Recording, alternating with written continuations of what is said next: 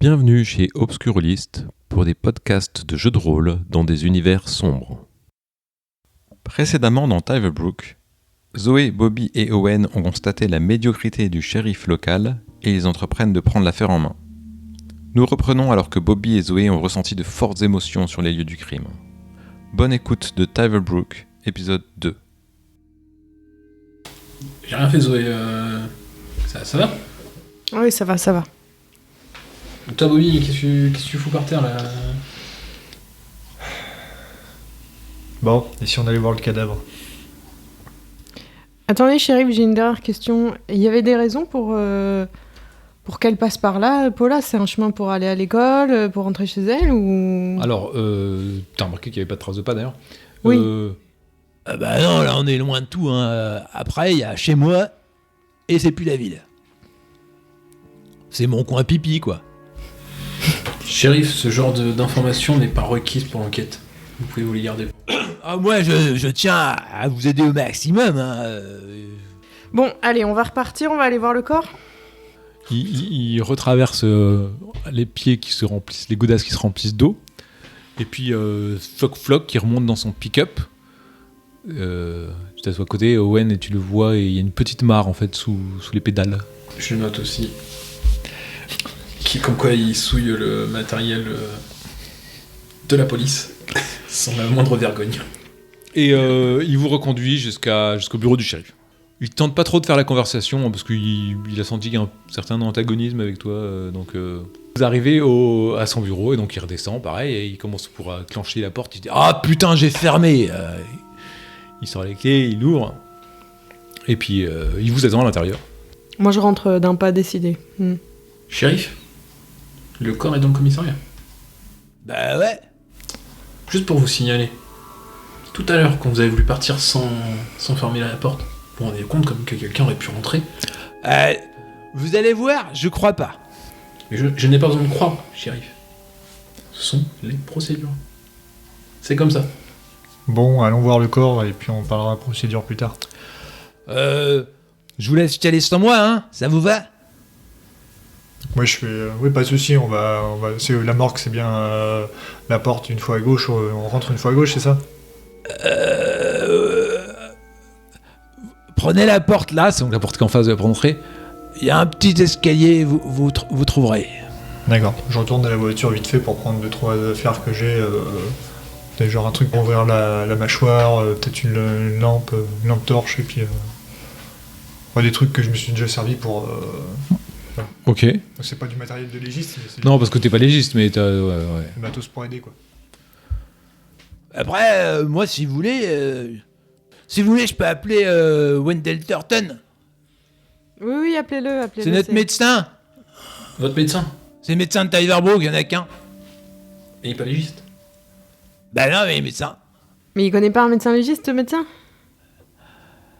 Alors toi, t'as commencé à descendre ou pas? Ou t'attends encore là? Non, moi j'ai commencé à descendre. Bah, on n'a pas de morgue, on n'a pas de médecin légiste, hein. Moi j'entends, mais vous avez pas un médecin de ville? Si, on a Thornton. Eh bah allez le chercher. C'est pas arbouteux, rassurez-moi. C'est un très bon médecin. Bon, de toute façon, on a que ça, hein, on va... Je m'attends au pire vu les arguments. Bah, je vais l'appeler. Ok. Il va à son téléphone. Bon, moi je descends entre temps. Moi, je vais rechercher mon appareil photo dans la voiture et... Moi j'ai puis je commencé à redescends. regarder, je suis déjà en bas des escaliers, quoi. Alors t'es descendu. Plus tu descends, plus l'odeur est infâme. Un truc infect. Ça te prend, t'es pas bien du tout. Owen, pareil, hein, ça te prend au nez. C'est très très difficile. C'est une horreur dégueulasse. Tu rentres, et pareil aussi Zoé. Hein, bon, vous avez Moi, je me suis mis un peu mais... de baume du tigre, quand même. Ouais, hein. ouais, vous êtes habitué, mais c'est quand même très très fort. Hein. C'est pas aussi fort d'habitude, vous comprenez pas. Et tu les rejoins dans la pièce donc, qu'ils ont ouverte. Et en fait, vous rentrez dans une petite pièce qui serait une espèce de réserve, en quelque sorte. Qui est fermée. Il y a juste une petite fenêtre en soupirail qui est fermée aussi, pleine de toiles d'araignée. Il fait chaud. Et le corps est posé là. Il y a quand même un drap dessus. Mais vous entendez quelques mouches bourdonner.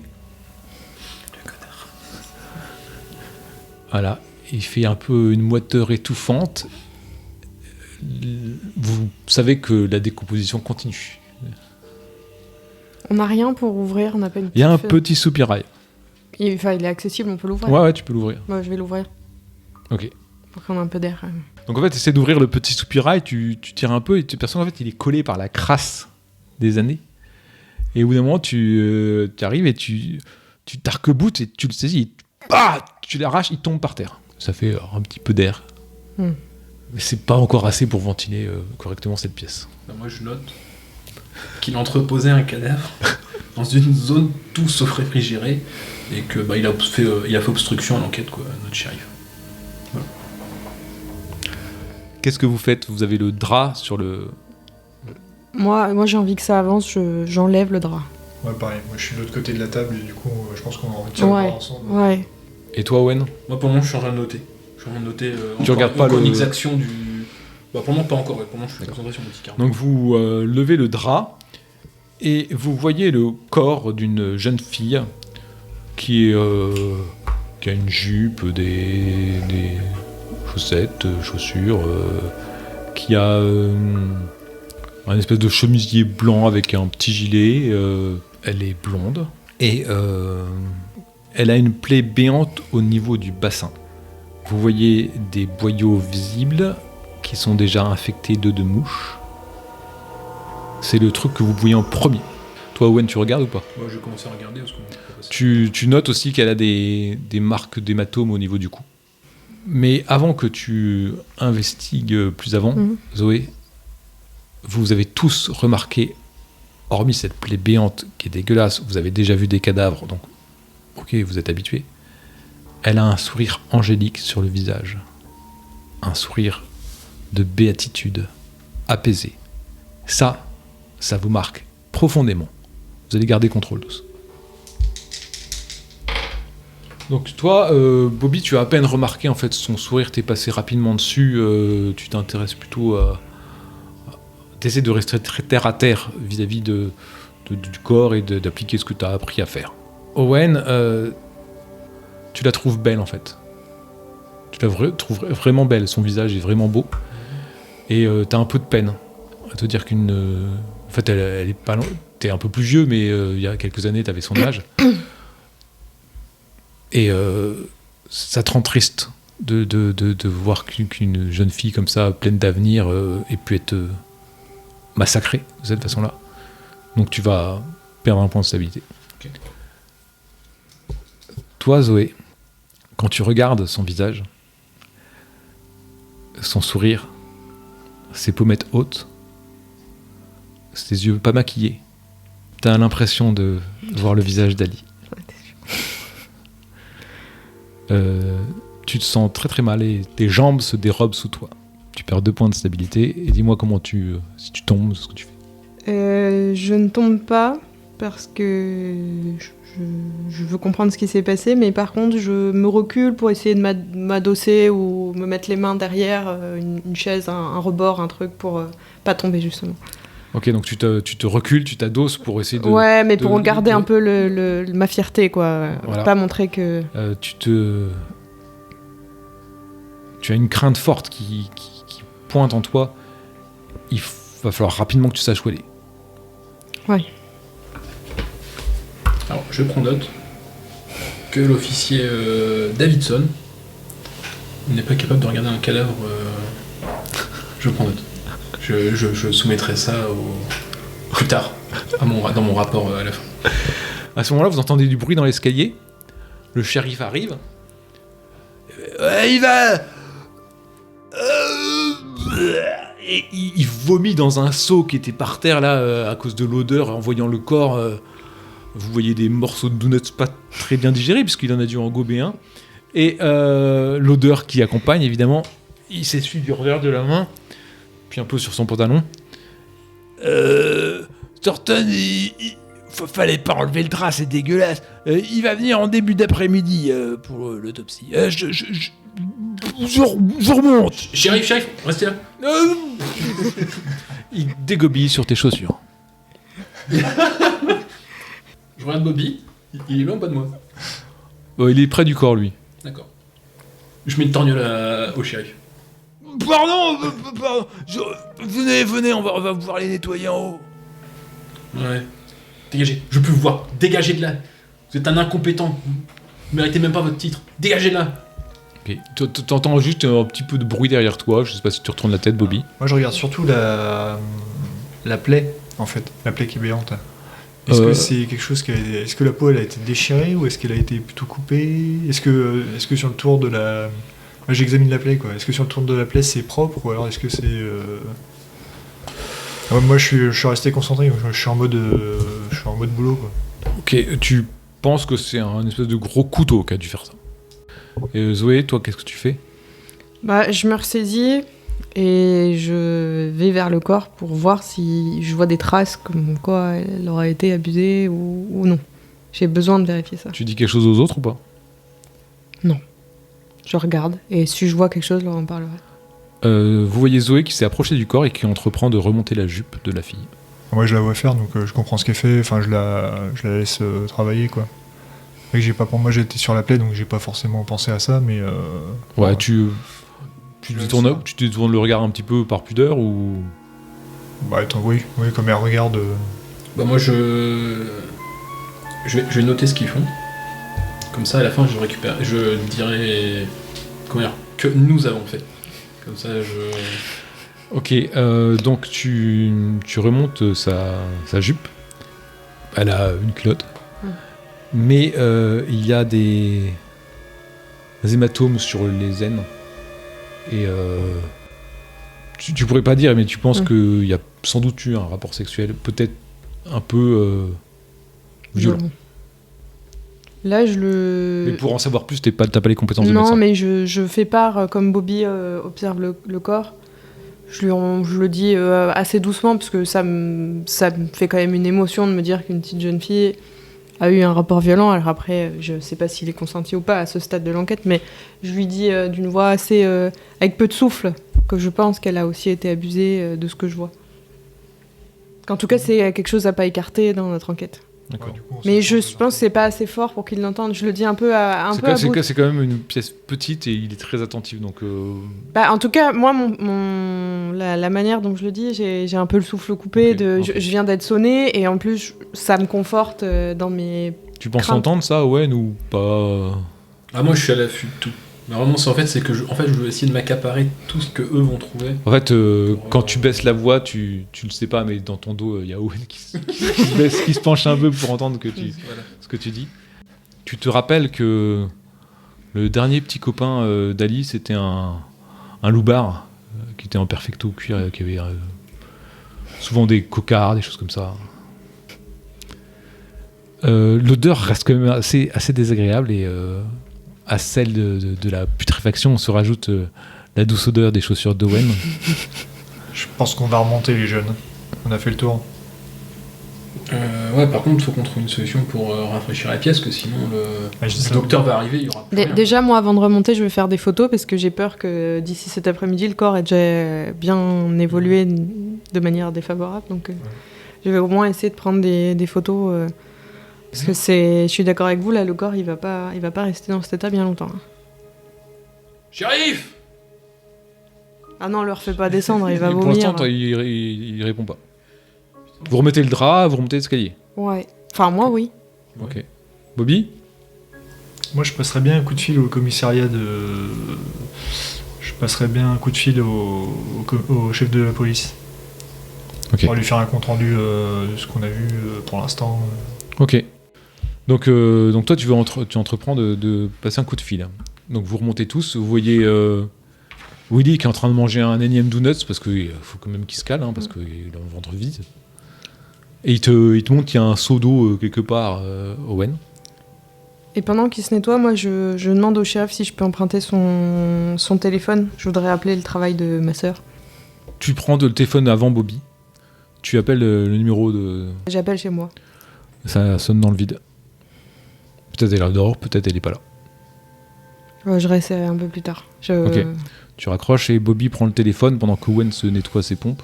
Oui, chef, donc on est arrivé sur place, c'est un petit peu bizarre. Ça... Ah, c'est toi, Bobby! Ouais, c'est moi. Ça risque de prendre un petit peu plus de temps que prévu. C'est pas un accident, ça a plutôt l'air d'être un meurtre. Ok, un meurtre, ça va pas prendre de temps, hein. Tu règles ça rapidement. Un petite ville comme ça doit pas être trop dur de trouver le coupable. On va essayer. Il y a plusieurs éléments troublants. Ça va nous prendre plusieurs jours, je pense. Enfin, là, Plusieurs jours, mais non, mais attends, Bobby, j'ai besoin de vous ici, hein. Vous avez 2 jours max, mais c'est tout, hein. on va faire au mieux. Mais les parents, Tu me parles encore, là? les parents, ils attendent aussi. Raccroche! Connard. Bon, shérif, vous avez un boucher, un croque-mort ou quelque chose comme ça dans... Quelque chose où on peut stocker une chambre froide. Ça doit vous parler, non? Ouais, peut-être les pêcheurs, ils ont ça pour leurs poissons, peut-être. Ils ont, vous savez, les gros frigos, là, et ils mettent de la glace dedans, et Ah, il doit avoir ça, il doit avoir ça, il doit avoir ça, et puis il commence à prendre le téléphone, et... Bah, dites-lui de nous en revenir au plus vite. Ouais, ok. Dans l'heure. Ouais, pas de soucis. Puis il commence à téléphone. Il n'est pas un certain Bob qui doit ramener l'espèce de frigo, quoi. Et en passage, je lui ai demandé de ramener une boîte de donuts de chez Maggie's. C'est sur le chemin, Non, shérif. Il se retourne, il raccroche, il fait c'est sur le chemin. Shérif, vous le rappelez, vous dites que Maggie's, c'est après. C'est pas avant. Le corps est en train de pourrir, là. Il refait le numéro. Bah, Bob, t'as compris, hein, le frigo, ensuite chez Maggie's, et puis tu viens. Puis il refait. Non. Je recommence, shérif. Et c'est la dernière fois que vous le dites. Maggie's, après qu'on ait le frigo. Mais c'est sur le chemin. Je m'en fous. Non C'est mais après. moi je vois la scène et je décide d'être intimidante Ouais. parce que ça m'agace vraiment de me dire qu'une jeune fille vivait en état de putréfaction.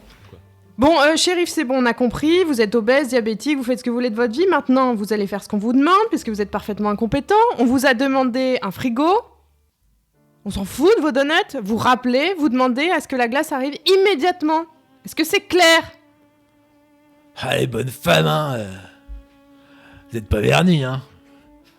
Bob, on ira ensemble chez Maggie's. Puis il raccroche. Et bien entendu, vous fermerez le bureau en partant. Ouais. Lieutenant Feufford, là. Bradford, je vous rappelle. Bradford. Ouais, c'est ça. Et ils sont où les parents de... Il est un peu bougon, là. Ouais, en fait, je l'ignore complètement. Les parents, ils habitent où? Vous pouvez nous donner l'adresse? Vous voulez que je vous emmène? Donnez-nous l'adresse, vous avez déjà fait assez de conneries comme ça. Donnez-nous l'adresse. Et donnez-nous l'adresse de son lycée aussi. Bah, c'est fermé, hein, c'est les vacances. Et il cherche dans ses papiers, il y a une espèce de boutin, là, et puis il trouve l'adresse des parents. Vous avez peut-être faim? Pour aller manger chez Maggie's? Il vient à quelle heure le légiste, le médecin ? Il sera vers peut-être 1-2 heures. Ah oui. En plus, ils ont un petit hôtel à côté du Maggie's pour que vous puissiez dormir. Ils font de la montagne emportée chez votre Maggie's? Bah ouais, j'ai des lunettes. Non, je parle d'un sandwich. Un truc qu'on peut manger sur le pouce. Vous savez bien, vous voulez bouffer vos pouces à chaque fois, là. Bah ouais, vous devez trouver ça, ouais. Ah, j'ai avec vous? Et vous avez un véhicule à nous prêter aussi, non? Ah bah j'ai mon pick-up, mais je sais pas, si je vous prête comment je... Il y a votre collègue qui doit vous ramener des donuts. Après la glace, bien entendu. Vous allez lui demander des donuts. Il va vous déposer la glace, vous prenez le corps, vous mettez dans la glace, et après vous irez vous balader avec lui, manger des donuts dans sa voiture. Vous n'avez pas besoin de prendre le pick-up. Ou vous pouvez y aller à pied, ça vous fera pas de mal. Putain. Et puis il te balance les clés. Sans que tu n'es même pas obligé de l'utiliser, tu peux juste garder les clés. C'est juste pour le faire chier. Mais c'est au cas où. Parce qu'on rentre pas à 3 dans le pick-up et moi je monte pas dans son truc qui pue. Non, mais c'est au cas où, c'est au cas où. Ok. Ouais, Maggie's, vous verrez, c'est écrit en gros. Merci. Vous prenez la voiture de Bobby tous, c'est ça? Oui. Et vous allez chez les Marel. Donc vous passez effectivement devant un petit motel et puis ensuite devant le Maggie's où il y a écrit en gros sur en lettres fluorescentes, en tube de néon, Maggie's avec le S qui est à moitié en train de tomber sur le côté. En passant devant, vous voyez qu'il n'y a pas grand monde, hein. Il y a sans doute des Il y a 2-3 gros camions qui sont garés, genre des routiers. Parce que, comme il y a la frontière du Canada, il doit y avoir pas mal de transports donc avec des gros rondins de bois ou d'autres choses. Et vous continuez, vous passez un espèce de petit pont, en fait, qui surplombe la God River. Et vous vous dirigez vers une zone un petit peu pavillonnaire, on va dire, à l'américaine, donc sans clôture, les maisons qui donnent directement sur un petit jardin devant la rue, toutes blanches, avec le petit porche, etc. Vous arrivez devant chez les Marel. Moi, je m'empresse de sortir de la voiture, l'insigne prêt à dégainer, et je vais sonner la porte. Moi, je te regarde, je te dis, je pense qu'on va laisser faire Zoé. Pourquoi ?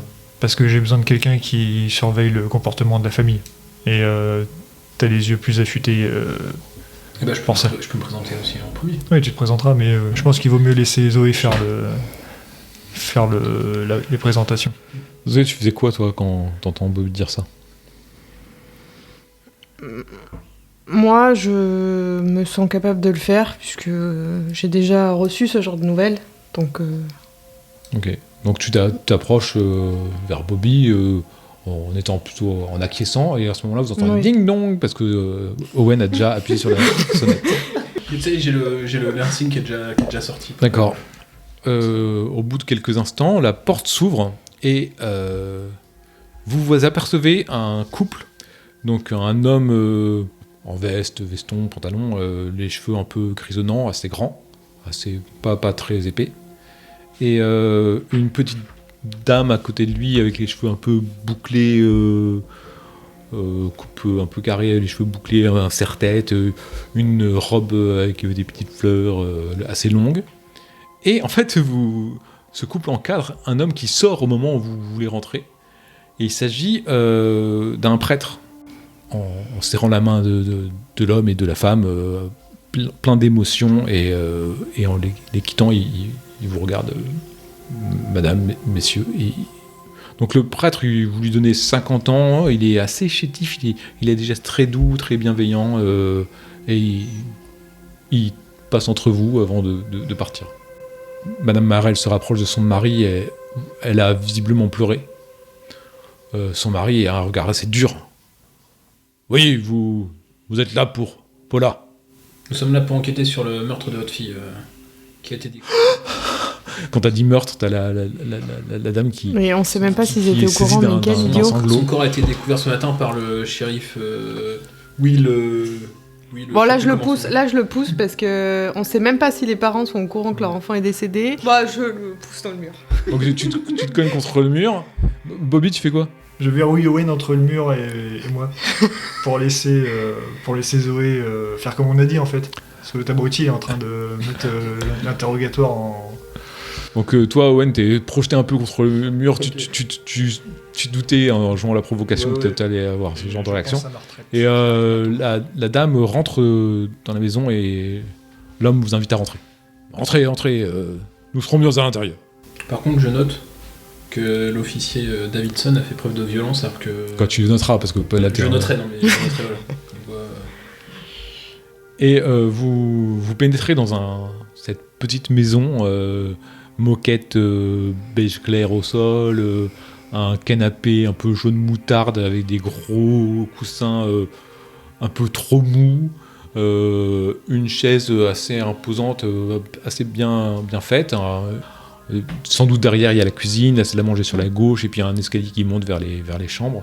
La dame s'est dirigée directement vers la cuisine, l'homme vous indique le salon, referme la porte derrière vous, il va s'asseoir dans la chaise qui est bien ouvragée. Asseyez-vous.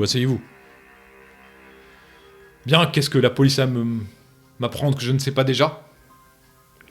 Bon, déjà, bonjour, je suis la capitaine Davidson, on est du commissariat de Bellingham, hein, qui est à 3 heures d'ici, on a été appelés ce matin. On venait d'abord vous annoncer que le corps de votre fille avait été retrouvé. Est-ce que vous avez été informé de ça ? Et si oui, comment ? Oui, je l'ai su. Comment est-ce que vous l'avez su, monsieur ? Eh bien, c'est un voisin qui était en ville et qui a appris la nouvelle et qui nous l'a annoncé. Déjà, au nom de la police, je suis sincèrement désolée que vous l'ayez appris de cette manière. C'est assez peu correct. Donc, au nom de la police, je vous présente des excuses. Est-ce que... Diane, vous souhaitez peut-être boire quelque chose? Non, vous inquiétez pas, ça ira, madame. Un café pour moi, s'il vous plaît. Non, merci. Je vous remercie, c'est très gentil, mais... Bah Diane, qu'est-ce que t'attends? Ah oui. Et elle repart. Vous disiez. Donc La police présente ses excuses. C'est le moindre qu'elle puisse faire, effectivement. Non, je suis d'accord. Je suis vraiment confuse que vous l'ayez appris de la sorte. Je suis vraiment désolée que le shérif ait annoncé la nouvelle de cette manière. Est-ce que, du coup, on vient...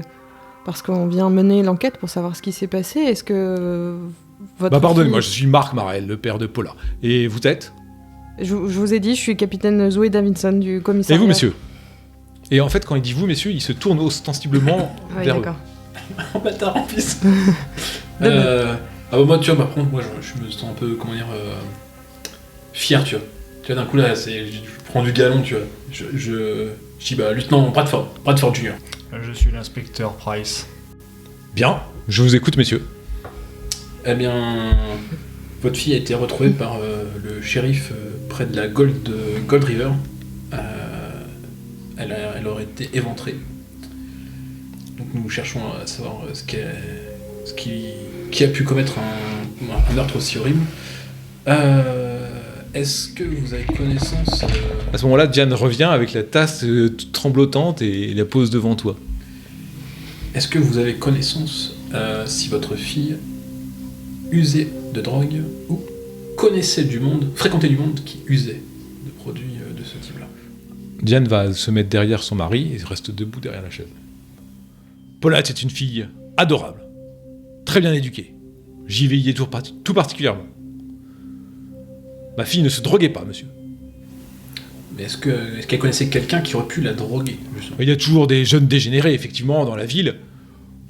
Ils sont fort heureusement peu nombreux. Je veillais quand même à ses fréquentations. Peut-être... Je ne pense pas, mais le seul qui aurait pu peut-être... Tu sais, Diane, comment s'appelait-il, ce jeune homme Je ne sais pas, moi. Diane, tu parles peut-être de Jamie? Oui, c'est ça. Ce Jamie-là. Ce jeune homme avec qui il avait traîné 2-3 fois, là. Vraiment, pas de la bonne graine. Est-ce que vous avez un nom qui va... Parce que bon, Jamie... un nom ou une adresse? Jamie...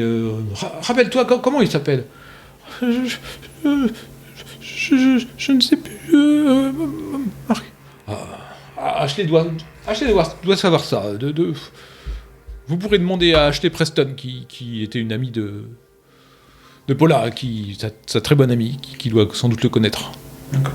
Vous avez une adresse aussi pour cette personne? Oui, bien sûr, bien entendu.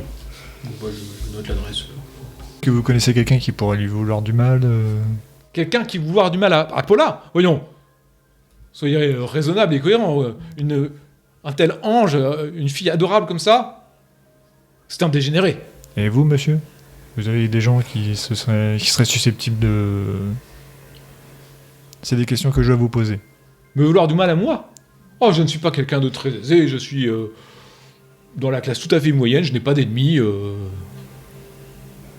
Très bien. Comme moi, je suis parfaitement ignorée, est-ce que je peux observer la situation? Oui, tu peux.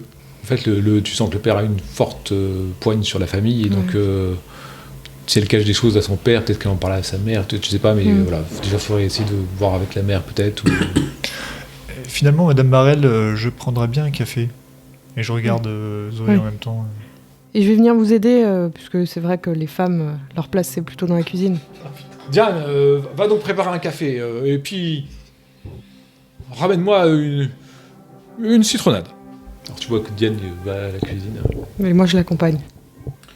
Le père est au courant aussi Père Combs, oui, Père Combs, il est venu présenter ses condoléances, évidemment.